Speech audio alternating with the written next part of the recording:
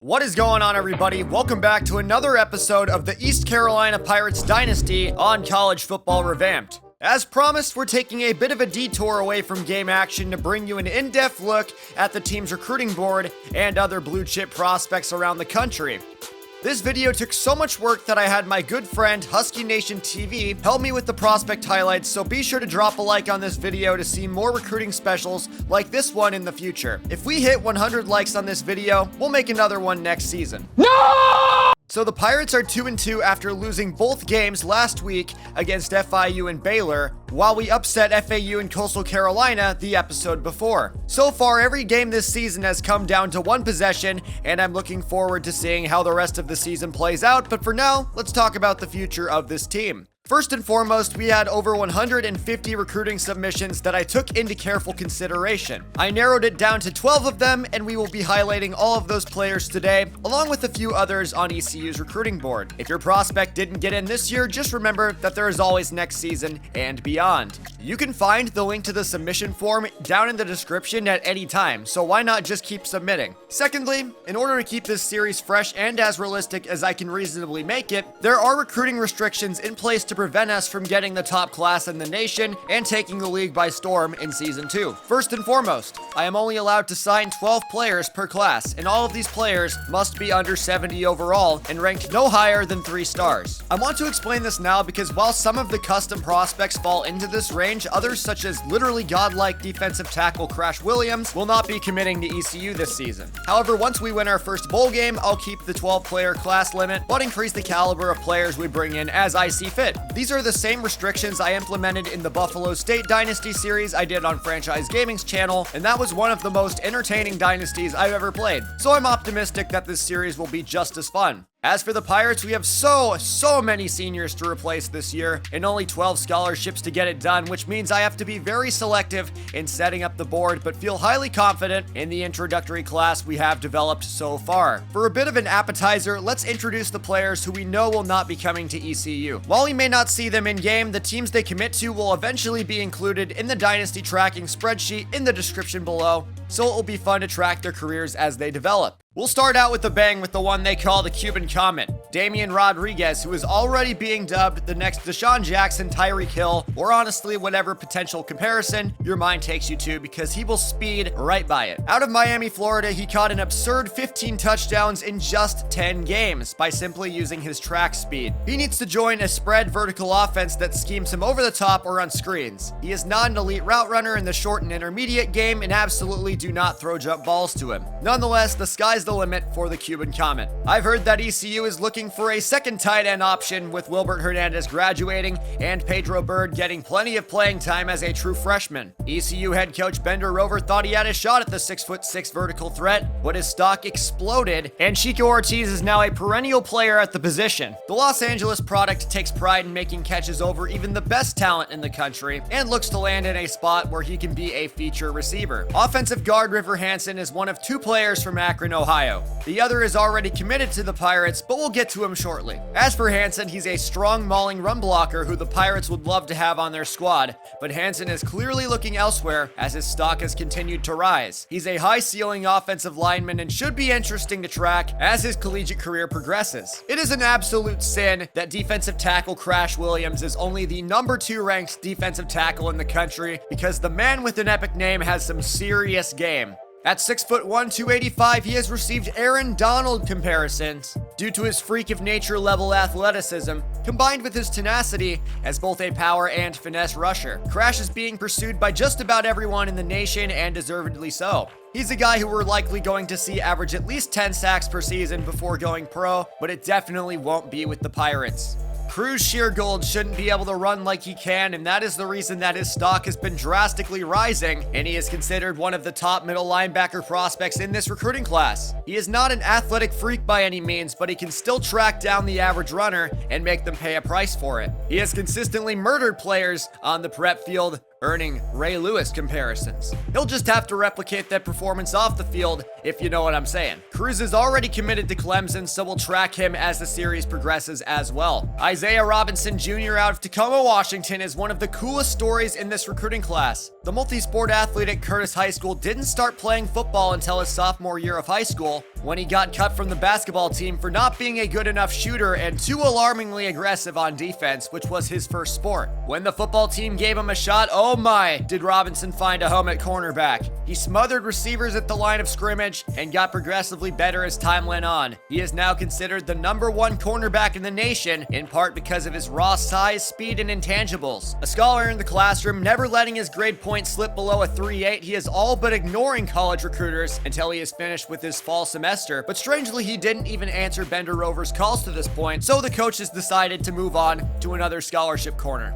So those are the 6 blue chip sub recruits that ECU will not be signing, but how about the guys that are on their board? The Pirates class has gotten off to a solid start as they have signed 4 total commits, these being 1 3-star, 2 2-stars, and a 1-star. Hailing from Scottsboro, Alabama, strong safety Rilo Wilborn was one of these 4 commitments. He will be bringing raw athleticism, physicality, and hit power to Greenville, North Carolina in the fall. Ranked as the number 25 strong safety in the class, Rilo didn't want to be the second option on any team's board and chose to come play for defensive guru Bender Rover, where we will certainly welcome his services. Wilborn needs a year or 2 to develop in coverage, but he is already a better athlete than current starter Abdul Hudden and should allow ECU to be more versatile schematically on the defensive side of the ball. When everything is bigger in Texas, it can be easy for a prospect to fly under the radar, but there may be no bigger example of this in the class than outside linebacker Dan McConnell. A 2-star player, McConnell really only struggles with lateral agility, but that doesn't mean he necessarily excels at anything. He's a very balanced player. While this may have turned plenty of teams off, head coach Bender Rover may see a bit of himself in the Flower Mound, Texas product. With Marshawn Miller Jr. and Ladarius Diggs graduating, he'll have a chance to start day 1 for the Pirates if he can prove himself in the spring. Cornerback TJ Brown out of Trinity, North Carolina is a local guy who really fits the mold of what ECU wants to do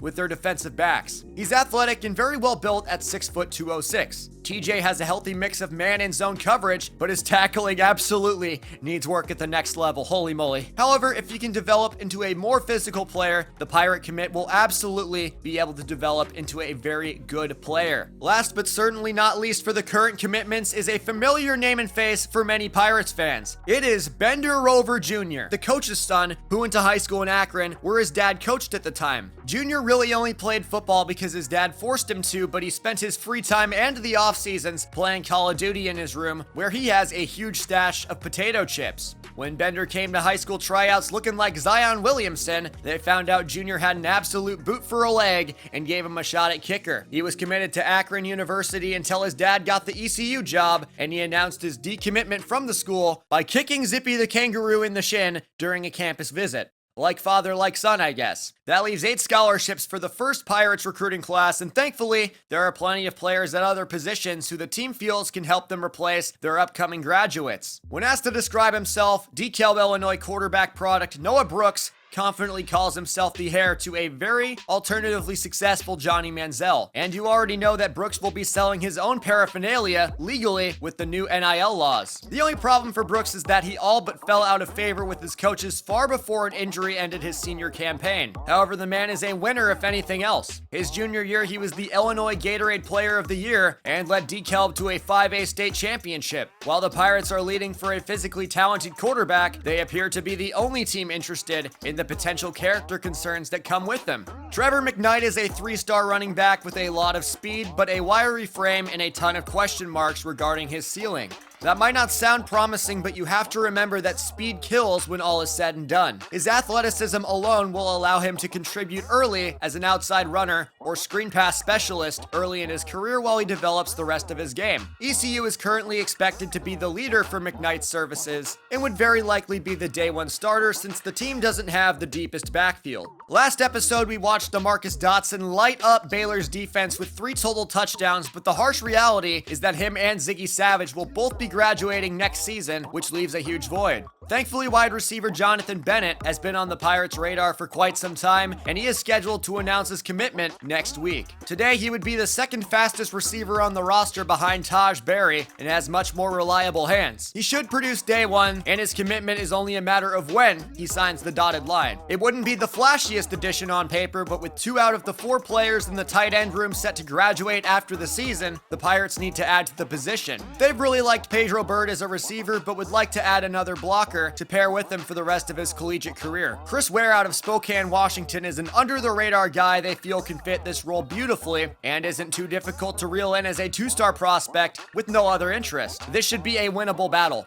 With 4 out of 5 offensive line starters set to graduate, Brutus Ala-Alatoa is actively being recruited as a potential 4-year starter at tackle. The staff believes that the former Australian resident has a high floor and ceiling thanks to his pass block technique, size, and the fact that he already puts up great numbers in the weight room. The next challenge for Brutus will be to transfer that athleticism to the field. Completely flipping the script, interior offensive lineman Kenny McFadden has a tackle frame at 6'5", 277, but many scouts feel that he lacks the athleticism to play tackle, so they just slapped a 2-star rating on him. However, he may be one of the best technical linemen the Pirates could get and would happily welcome him to the squad. He would have to compete for the starting job on the inside, but could easily emerge as a nice surprise. Moving to the defensive side of the ball, defensive end Cleet Matthews has one of the coolest names in the entire class. At 6'2", 250, the 3-star has an ideal frame to provide versatility at his position and could be a great replacement for Gunnar Schaefer as a situational run stuffer until he develops into a full-time role. Long-term, Matthews and Tajik Bush could be a dynamic edge-rushing tandem as well. ECU has competition, but is clearly making their case for Cleet, so we'll have to see how it plays out. The final prospect we're covering today can best be described as a Walmart brand version of Crash Williams. While he's taller at 6'4", Walton has very comparable athleticism, but is undoubtedly significantly more raw than the number 2 defensive tackle in the country. However, the Ohio native feels he's been underrated due to the greatness of those above him, and he'll definitely have a big chip on his shoulder wherever he chooses to take his talents. And that'll do it. Looking through this recruiting board, I feel really confident in the talent that we're pursuing and truly believe that we could be talking about some of these players as foundational pieces to our core down the line. Hopefully we can land everyone, but while we're here, I'm interested in hearing who your favorite prospect is and why. Comment your answer down below. Next episode, we will be returning to Big 12 action with a doubleheader against Cincinnati and West Virginia. Both teams are far more polished than us, but we've competed hard all season long and have not lost a game by more than a single possession. Hopefully that trend continues in the next episode as well. I am so excited to continue this series and see what the team can accomplish for the rest of the season, on the field, and in the recruiting game. I'd like to take this time to thank Husky Nation TV for the many hours of help, as I could not have possibly done this alone. Go subscribe to his channel linked in the description below. For now, remember that a simple click of the like button can go a long way to helping out the channel. If you're new, remember to subscribe and leave your feedback on the series down in the comments below. As for now, this will conclude the recruiting special of our East Carolina Pirates Dynasty here on College Football Revamped. My name is Jack. Thank you for watching. I'll see you next time.